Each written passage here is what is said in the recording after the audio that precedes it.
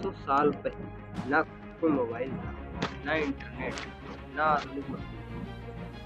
फिर भी भारत की धरती पर एक ऐसी सभ्यता थी फिर भी भारत की धरती पर एक ऐसी सभ्यता है जिसके शहर इतने व्यवस्थित थे कि आज भी वैज्ञानिक उसे देखकर हैरान रह जाते हैं। एक ऐसी सभ्यता जिसकी सड़कों का निर्माण योजना बनाकर किया गया था, जिसकी नालियां ढकी हुई थी और जिसके व्यापारी हजारों किलोमीटर दूर देशों में व्यापार करते थे। लेकिन अब जरा सोचिए, अगर यह सभ्यता इतनी विकसित थी तो फिर अचानक इसका क्या हुआ? क्यों इसके विशाल नगर खंडहर बन गए? क्यों इसकी भाषा आज तक कोई नहीं पढ़ पाया? और आखिर वह कौन सा रहस्य है जिसे सिंधु घाटी सभ्यता अपने साथ सफल करके चली गई? उसको इतिहास की किताबों में यह सिर्फ एक अध्याय नहीं, यह भारत की सबसे रहस्यमयी, सबसे उन्नत और सबसे अधिक परीक्षाओं में पूछी जाने वाली सभ्यता की कहानी है। आज की इस वन शॉट वीडियो में हम सिंधु घाटी सभ्यता को शुरुआत से अंत तक समझेंगे कि हर महत्वपूर्ण तथ्य, हर डिवाइस आपके दिमाग में हमेशा के लिए बैठ जाएगा। तो तैयार हो जाइए 45 साल पीछे जाने के लिए। चलिए शुरू करते हैं। दोस्तों, हम लोग पढ़ने जा रहे हैं सिंधु घाटी सभ्यता, जो कि ऑल कॉम्पिटिटिव एग्जाम्स के लिए है। ठीक है, सिंधु घाटी सभ्यता इंडस वैली सिविलाइजेशन भी कहते हैं।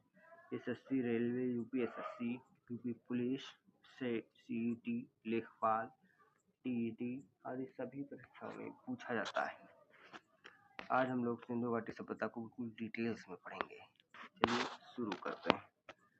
सबसे पहले हम बात कर लेते हैं इसकी खोज की। तो इसकी खोज की थी, सबसे पहले जानते हैं इसकी खोज के बारे में। 1921 ईस्वी में हड़प्पा की खोज दयाराम साहनी ने की थी। 1922 ईस्वी में मोहनजोदड़ो की खोज राखालदास बनर्जी ने की। संपूर्ण सभ्यता की खोज जॉन मार्शल ने 1924 ईस्वी में की। अन्य जो पूरी सभ्यता जो सिंधु घाटी सभ्यता थी उसकी खोज जॉन मार्शल ने 1924 ईस्वी में की। ये क्वेश्चन पूछा जाता है अक्सर, हड़प्पा की खोज किसने की? तो आपको आंसर देना है दयाराम साहनी ने। ओके, अब आगे बढ़ सकते हैं हम लोग। आगे इसके काल के बारे में बात कर लेते हैं, कब से कब तक चली। तो सिंधु घाटी सभ्यता 25 ईसा पूर्व से 1750 ईसा पूर्व तक थी। इसे कांस्य युग भी कहा जाता है, यानी कांस्य युगीन सभ्यता भी कहा जाता है। इसकी एक ट्रिक है हड़प्पा। हड़प्पा बोल तो 2500, यानी लगभग 2500 ईसा पूर्व। ठीक है, आप लोग यहाँ भी देख सकते हैं, इसका काल दिया हुआ है।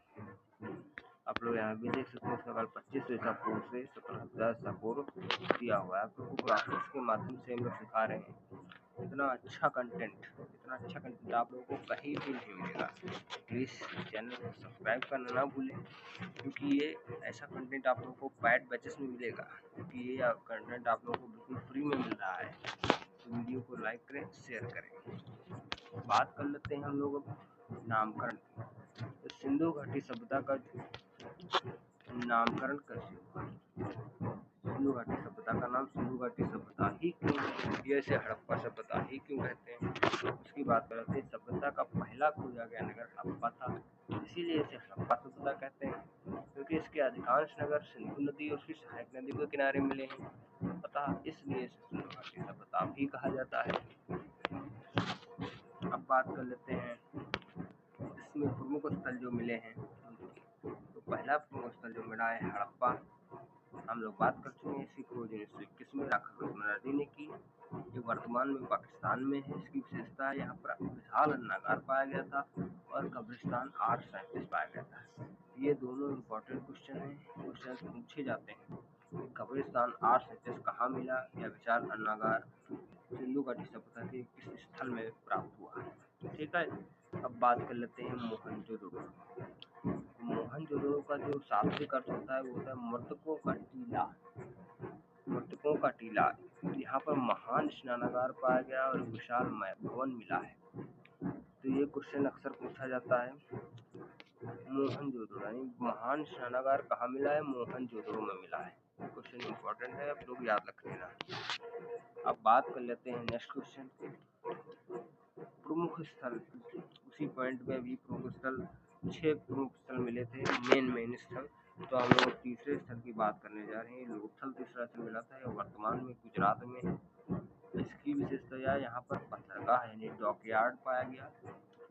यहाँ गोदीवाड़ा भी पाया गया है, गोदीवाड़ा भी पाया गया है। इसे भारत का सबसे प्राचीन बंदरगाह भी कहते हैं, इसे भारत का सबसे प्राचीन बंदरगाह भी कहते हैं।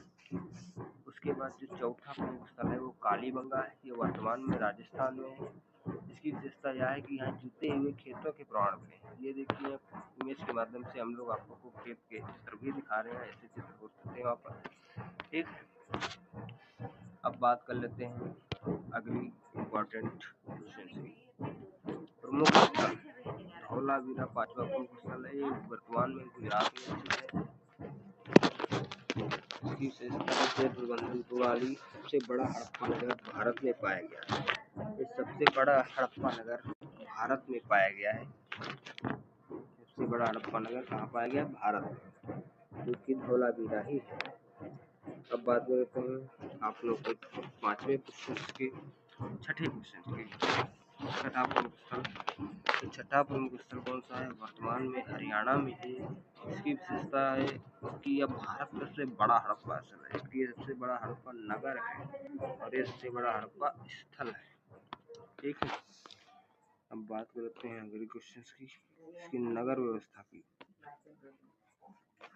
इसकी नगर व्यवस्था की बात करते हैं। यह विश्व व्यवस्थित सभ्यताओं में से एक है। यह विश्व की सबसे व्यवस्थित सभ्यताओं में से एक थी। इसकी विशेषताएं यह थी कि यहाँ दृढ़ सभ्यता प्राप्त हुई, यहाँ की चौड़ी सड़कें थी, यहाँ पक्की ईंटों के मकान बने थे, नालियों की व्यवस्थित व्यवस्था थी, घरों में स्नान घर थे। ठीक है, अब बात कर लेते हैं अर्थव्यवस्था। नंबर से अर्थव्यवस्था, यहाँ की अर्थव्यवस्था कैसी थी? उनका मुख्य व्यवसाय कृषि था। मुख्य फसलें गेहूँ, जौ, तिल, सरसों, कपास थी। विश्व में सबसे पहले कपास की खेती का प्रमाण हड़प्पा सभ्यता से ही मिलता है। कहाँ से मिलता है? हड़प्पा सभ्यता से। अब बात कर लेते हैं पशुपालन की। तो यहाँ के पालतू पशु थे बैल, भैंस, बकरी, भेड़, हाथी। और है एक इम्पोर्टेंट बात, यहाँ पर घोड़े के प्रमाण नहीं देखने को मिलते हैं। इन सभी जानवर के प्रमाण देखने को मिलते हैं कि घोड़े के प्रमाण नहीं मिलते हैं। ठीक है, अब चलते हैं इनका प्रमुख व्यापार क्या था। इनका व्यापार, ये लोग व्यापार करते थे इसके साथ, मेसोपोटामिया के साथ। मेसोपोटामिया के अभिलेखों में हड़प्पा को मेलुहा कहा जाता है। मेलुहा कहा गया है। ऐसे प्रश्न में पूछा गया इम्पोर्टेंट है, मेलुहा किसे कहा जाता है? सिंधु सभ्यता या हड़प्पा सभ्यता? सिंधु सभ्यता या हड़प्पा सभ्यता को? सिंधु सभ्यता या हड़प्पा सभ्यता को। चलते हैं अगले टॉपिक की तरफ। अगला टॉपिक क्या कह रहा है? धर्म। तो यहाँ पूजा की जाती थी मातृ देवी की, पशुपति शिव की और पीपल वृक्ष की, बैल की। तो एक इम्पोर्टेंट पॉइंट लिखा हुआ है, तो इसे याद करना। पशुपति मोहर से शिव पूजा का प्रमाण मिलता है। पशुपति मोहर से शिव पूजा का प्रमाण मिलता है। ये मातृ देवी, ये मातृ देवी का चित्र है, ये पशुपति शिव और एक पीपल वृक्ष का चित्र बना हुआ है। आप लोगों को इमेजेस के माध्यम से समझाया गया है। अब बात कर लेते हैं यहाँ जो इम्पोर्टेंट चीज़ें प्राप्त हुई कला और संस्कृति की। तो यहाँ प्रसिद्ध मूर्तियाँ की एक मूर्ति प्राप्त हुई कांस्य की नृत्य करती हुई लड़की, जो यहाँ इमेज में दिखाया गया है। और दूसरा प्राप्त हुआ दाढ़ी वाला पुजारी। डांसिंग गर्ल कहाँ मिली है? Important question. डांसिंग गर्ल कहाँ प्राप्त हुई? तो आप लोग को बताना है मोहनजोदाड़ो में। कहाँ प्राप्त हुई? मोहनजोदाड़ो में। अब इन लोगों की लिपि को जान लेते हैं कि लिपि कैसी थी। हड़प्पा लिपि चित्रात्मक थी, ये आज तक पढ़ी नहीं जा सकी। ये सबसे इम्पोर्टेंट फैक्ट है, ये आज तक पढ़ी नहीं जा सकी। इम्पोर्टेंट क्वेश्चन है, ये हड़प्पा लिपि कैसी थी? भाव चित्रात्मक भी कहते हैं, इसे चित्रात्मक भी कहते हैं। अगले टॉपिक की तरफ। अगला टॉपिक, इसके पतन के मुख्य कारण क्या क्या थे? तो इसके पतन के संभावित कारण थे बाढ़, भूकंप, नदी मार्ग परिवर्तन, नष्ट होने का मुख्य कारण या तो ये बाढ़ की वजह से नष्ट हुई, भूकंप की वजह से, या नदी मार्ग में परिवर्तन की वजह से, या जलवायु परिवर्तन की वजह से। इसका कोई एक निश्चित कारण अब नहीं मान सकते हैं। चलिए इन सभी का रिवीजन कर लेते हैं। एसएससी एग्जाम्स के लिए महत्वपूर्ण तथ्य रैपिड फायर। हड़प्पा की खोज दयाराम साहनी ने की। मोहनजोदड़ो की खोज जवाहरलाल बनर्जी ने की। महान शरणागार जो है वो मोहनजोदड़ो में प्राप्त हुआ। बंदरगाह लोथल में प्राप्त हुआ। टूटे हुए खेत का प्रमाण कालीगंगा में प्राप्त हुआ। जल प्रबंधन धौलावीरा में प्राप्त हुआ। सबसे बड़ा भारतीय स्थल राखीगढ़ी में प्राप्त हुआ। लिपि अपठित लिपि थी, इसे पढ़ा नहीं जा सका। प्रथम कपास कहाँ उगाई? हड़प्पा में। यह ग्रिड पद्धति कहाँ पर है? हड़प्पा में। मेलुहा किसे कहा जाता है? सिंधु सभ्यता या हड़प्पा को। नृत्य करती लड़की कहाँ प्राप्त हुई? मोहनजोदड़ो में। काष्ठ युग की सभ्यता किसे कहते हैं? हड़प्पा सभ्यता को। मातृ देवी की पूजा हड़प्पा में होती है। पशुपति मोहर कहाँ मिली? हड़प्पा में। ठीक है तो दोस्तों, अगर आप लोगों को ये वीडियो उपयोगी लगी हो तो प्लीज़ इसे लाइक शेयर एंड सब्सक्राइब जरूर करिए और अपने दोस्तों को ज़्यादा से ज़्यादा शेयर करिए। तो तैयारी आपकी, सफलता हमारी। Okay, thank you. और ऐसी वीडियोज़ के लिए चैनल को सब्सक्राइब करिए। धन्यवाद।